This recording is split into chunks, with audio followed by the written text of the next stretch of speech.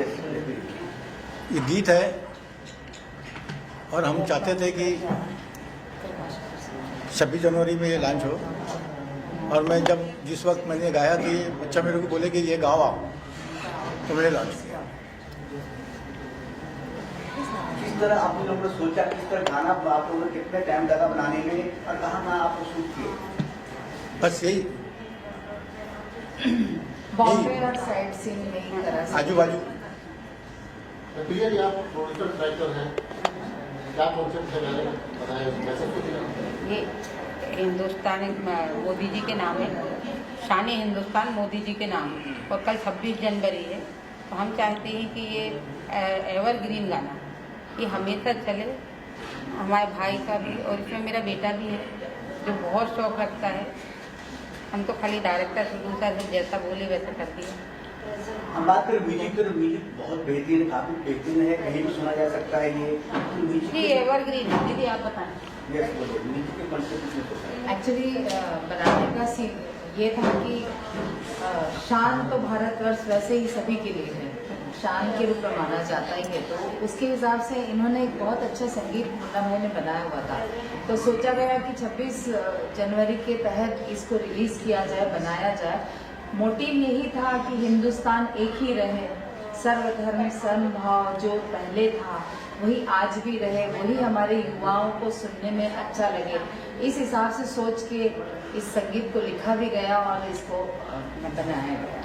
शाम साहब, छोटी उम्र में बहुत बेहतरीन काम किया आपने, हम जानना चाहते हैं इतने सारे टैलेंट किस तरह आपने सोचा किस तरह करना चाहिए डिजाइन में सब आपने? अभी एक दिन था रैंडमली घर में गाना बज रहा था, तो ये भी गाना गा रहे थे। अभी म्यूजिक की आवाज़ ज़्यादा थी, सुना मैंने, लेकिन मैं इनके बाजू में बैठा था, मैं सुनाई मैं तो बहुत अच्छा गाना है, तो मैंने मम्मी को बताया, फिर पापा को बताया, तो उसको आगे ले गया। अभी हिंदुस्तान है, हम सब हिंदुस्तान में रहते हैं, हम लोग सबको गाना चाहिए गाना। गाने का शौक आपको भी है? अभी कभी गाने नहीं गा रहे हो या आपने इतनी सोचा कि बेहतरीन गाना है, मुझे भी गाना चाहिए? अभी ये इतना अच्छा गाना ना कि मैं बैठे रहता हूँ, कुछ करता रहता हूँ ना, तो मुँह के अंदर आ जाता है, मैं हूँ हिंदुस्तान, मैं हूँ हिंदुस्तान, मुंबई मेरी आंखें, दिल्ली मेरा दिल। क्या बात है। जब आपको फ्रेंड सर्कल में पता चला कि इतने बेहतरीन काम कर रहे हैं, तो किस तरह का रिएक्शन मिला आपको फ्रेंड सर्कल में? जब आप इतने बेहतरीन काम कर रहे हो तब फ्रेंड सर्कल जो है किस तरह का रिएक्शन मिला उनकी तरफ से आपको? मुझे तो बहुत अच्छा लगा। इसके पहले भी आपने काफी कुछ किया है, मुझे जहाँ तक पता है, क्या आप कुछ बताना चाहेंगे आपके बारे में इस गाने? गली गाय से हम लोग एक शो टीवी रियलिटी, अभी उसका 2nd सीजन आ रहा है, मराठा स्पेशल है, अभी वो एडिटिंग के लिए गए हैं। किस पे आने वाला है? वो एपेक्स प्राइम जी। और भी बहुत सारे प्लेटफॉर्म, ये भी कंफर्म नहीं हुआ है। इसके अलावा क्या क्या तैयारी कर रहे हो आप? इसके अलावा क्या क्या? अभी तो हम लोग के बहुत सारे प्रोजेक्ट है, बहुत सारे। किनके साथ काम कर रहे हैं बॉलीवुड में? बॉलीवुड में भी बहुत सारे एक्टर हैं, सभी अच्छे हैं। कौन आपको रोल मॉडल है जिसके साथ काम करने को इच्छुक है? किसको पसंद है? अरबाज खान, सोनू सूद सर बहुत फेवरेट है मेरे। हनीफ से गाने के बारे में बात की जाए, बहुत ही ज्यादा पेट्रोटिक और बहुत अच्छा लग रहा है, एक सुर में है, एक देशभक्ति की फील नजर आती है। ये नॉर्मल गाने लिखना और ये गाने में कितना डिफरेंट होता है, उस बारे में अगर कुछ कह सके, और आपने गाया भी है तो डबल चीज आपने की है। इसमें ऐसा है कि सब तन मन धन से उसमें ऐसा सोच के, और ये कि भाई यही आजकल हिंदुस्तान में क्या है, यही खूबसूरती है और यही बात है। तो इस वजह से जो मेरे को कंपोजिंग आई, और कंपोजिंग के अलावा मैं जब सोचा इतनी अच्छी धुन जब बन गई है तो इसमें क्या डाला जाए, मैं हिंदुस्तान, ये एक मेरे को कंपोजिंग मिली कि मैं हिंदुस्तान में क्या डाला जाए, तो फिर ये खूबसूरतियाँ डाल दिया उसने।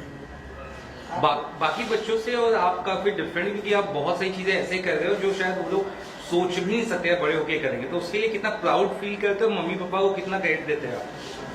मम्मी पापा का पूरा क्रेडिट है, वो नहीं तो मैं नहीं। जी जी जी। पीएम क्या कहना चाहेंगे आप? मेरा बेटा पीएम क्या कहना चाहेंगे, कितना प्राउड होता है आपके बेटे के लिए, और एक गाना पूरा कितना कमाल का लग रहा है, क्योंकि हमें तो बहुत पसंद आया। उसने माँ के रूप में ताली बजा के प्लेटफॉर्म पे बता दिया कि आज उसको खुद गर्व है कि उसके बेटे में ये टैलेंट। मेरे बेटे का जितनी तारीफ की जाए उतनी कम है। कभी हो सकता है साथ में आप भी काम करें, पर्दे पे आए तो माँ बेटे दोनों किसी भी प्रोजेक्ट में एल्बम में? जी, अगर आप लोग चाहेंगे तो बिल्कुल अगले महीने वो बहुत बड़ा एल्बम रिलीज करेगा, तो देखते हैं, अगर भगवान का आशीर्वाद रहेगा तो आप सब रहेंगे और बहुत बड़ा करेगा वो। क्या बात है, क्या बात है। सर मैं आपसे जानना चाहता है, छोटी सी उम्र में बड़ी काम करने जा रहे हैं, क्या शुभकामना देना चाहता है? हमारी शुभकामना तो ये बस हमेशा से है और आगे भी रहेगी। और ये गाना रिलीज़ करने का सबसे बड़ा उद्देश्य ये था कि आपने नोट किया होगा मीडिया ने, बॉलीवुड में या कहीं बाहर से भी आज 2-3 दशक से कोई देशभक्ति का गाना नहीं रिलीज़ हुआ है, जी जी जी। ना बॉलीवुड के थ्रू और ना ही किसी और माध्यम से। तो ये हम लोगों को बहुत ही मतलब खुशी का मौका है कि 3 दशकों के बाद, 2 से 3 दशकों के बाद एक देशभक्ति का गाना 26 जनवरी 2025 को हम उसको समर्पित कर रहे हैं। और इसमें ऐसा है कि सारे प्रांतों की, भारतवर्ष के सारे प्रांतों की हमने जो है ना विशेषताएं बताई है कि उन भारत के प्रांतों की हमारे मन में क्या स्थान है। ये बहुत खूबसूरती से हमारे मुन्ना हनीफ भाई ने जो है ना इसका दर्शन दिया है। समझ में जाना चाहिए, मोदी जी के पोस्टर लगा हुआ है, तो क्या गाना आपने मोदी जी के भी मतलब सुनाने के लिए वहाँ तक पहुँचाने का नहीं कुछ आपने सोचे होंगे? आपने गाने में एक चीज़ मेंशन नहीं हुई है जो कि गुजरात। अब ये गाना हम मोदी जी को रिफर कर रहे हैं क्योंकि लोग पूरे गुजरात की शान है मोदी जी। गुजरात की नहीं, पूरे हिंदुस्तान हमने इस गाने में ना मोदी जी के मन में देश के लिए क्या भाव है उसको व्यक्त करने की इन्होंने बहुत बड़ी अच्छी से अच्छा वो पेश किया है, मतलब प्रयत्न किया है कि मोदी जी के मन में क्या भाव है। इसलिए मोदी जी का चित्र हमने यहाँ दिया है कि मोदी जी चाहते कि कितना प्यार करते हैं अपने वतन से और उनके मन में हमारे प्रांतों की क्या भावनाएं हैं वो इन्होंने बहुत अच्छे से दर्शाया है।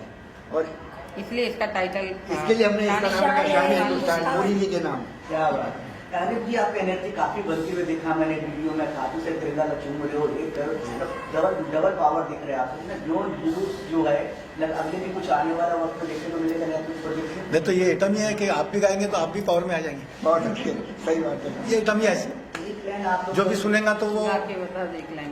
एक लाइन जी एक लाइन बम्बई मेरी आंखें, दिल्ली मेरा दिल, बम्बई मेरी आंखें, दिल्ली मेरा दिल, कलकत्ता मेरी जुल्फें, कलकत्ता मेरी जुल्फें, लखनऊ कान का तिल, जयपुर मेरे सर की चुनरिया, जयपुर मेरे सर की चुनरिया, गहना राजस्थान, मैं हूँ हिंदुस्तान, मैं हूँ हिंदुस्तान, मैं हूँ हिंदुस्तान, मैं हूँ हिंदुस्तान। ये गाना बहुत ही प्यारा गाना बनाया है। इसको संगीतकार ने बनाया भी बहुत अच्छा, लिखा भी बहुत अच्छा। हमारे बगल में एक अपकमिंग सुपरस्टार सिंगर पैदा हो गए हैं।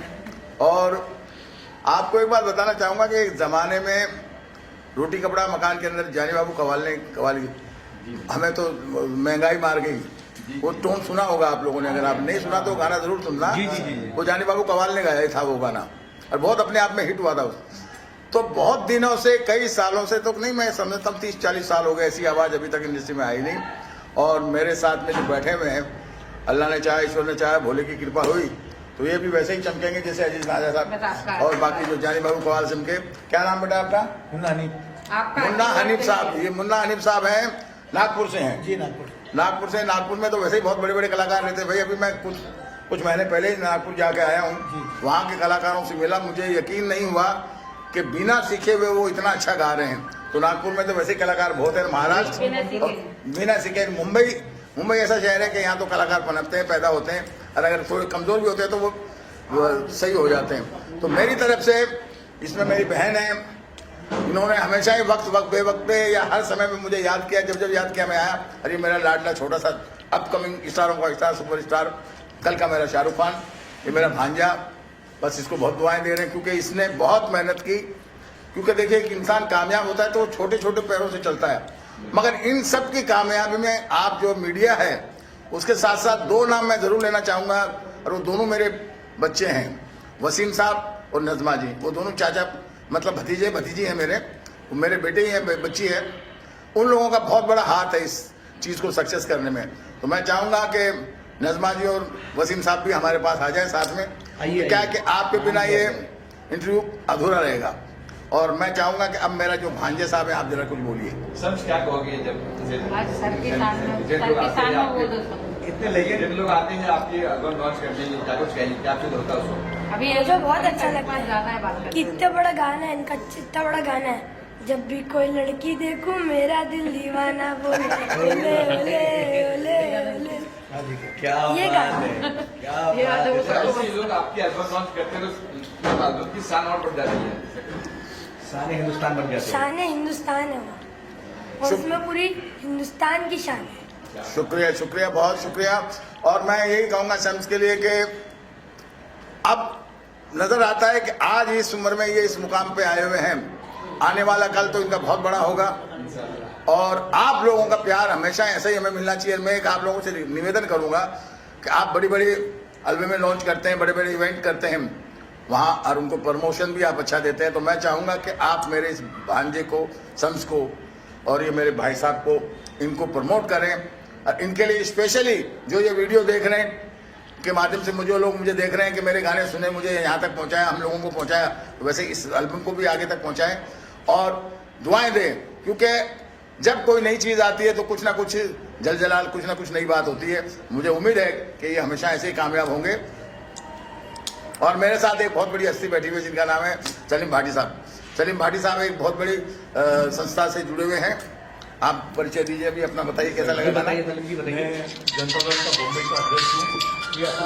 हाँ, अंदर आ जाओ। और दिलीप साहब हमेशा कोई भी प्रोग्राम में, वसीम भाई है, नजमा आप आए, हमेशा मुझे बुलाते हैं, बाकी कुछ नहीं। ये कॉलेज जहाँ पे गाड़ी खड़ी थी ना, उसको देखना सीढ़ियाँ। बहुत अच्छा लगा मुझे। बहुत जैसे ये 26 जनवरी और 15 अगस्त में जैसे अपना राष्ट्रीय गीत बजता है, शायद ये गाना भी ऐसा बजना चाहिए, ये मेरा है। जी सर, मुन्ना भाई आपका कहेंगे सर, ऐसे हस्ती आपके यहाँ पे आए। अब इन लोग के सामने मैं क्या बोल सकते हैं, इन्होंने जो तारीफ की मैं बहुत शुक्रगुजार हूँ इनका। जी जी, ऐसा है, मैं इनके सामने कोई छोटा सा आर्टिस्ट हूँ। क्या इन्होंने मेरा हौसला अफजाई किया। और हमारे बड़े भाई है, वो भी हमारे गुरुजी भी है, जिनका भी इन्होंने नाम लिया, जानी बाबू कव्वाल, अजीत राजा कव्वाल। तो ये भी जो है हमारे बड़े भाई लोग हैं, और इनसे ही हमने सबसे, इन लोग से गाना बजाना सीखा है। बस हम इनकी बस यही दुआ सुनना चाहते थे कि भाई ये हमारे सर पे हाथ रखे और आगे हमारी, और यानी समझो हमारी हौसला अफजाई हो, और हम और अच्छे से अच्छा कोई आइटम गा सके। बस पेट्रोलिक सॉन्ग बहुत कम आते हैं, बहुत अच्छे सॉन्ग वैसे बहुत कम आते हैं, क्या कहना चाहेंगे इस बारे में? मैं कहना चाहूँगा क्योंकि जिस हिसाब से इन्होंने शब्दों को पिरोया है कि हिंदुस्तान की बखान हमारे आत्मा से की है, तो ये फैक्ट है कि हम हिंदुस्तानी की आत्मा ही हिंदुस्तान है। क्योंकि हम चाहे किसी भी कौम के हों, हिंदू हो, मुस्लिम हो, सिख हो, ईसाई हो, बुद्ध हो, जैन हो, जो भी हैं हम लोग यहाँ हिंदुस्तान में जो बासिंदे हैं, वो बड़े फख्र की बात है कि हम दुनिया में लोग तो कहते हैं कि विश्व गुरु, मैं तो कहता हूँ विश्व गुरु थे, हमेशा हैं और आगे भी रहेंगे।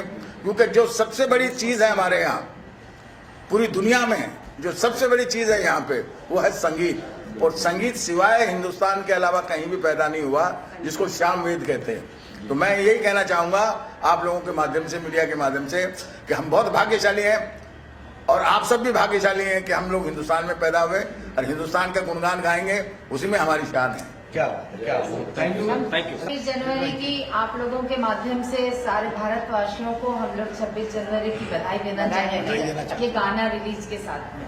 धन्यवाद। Thank you.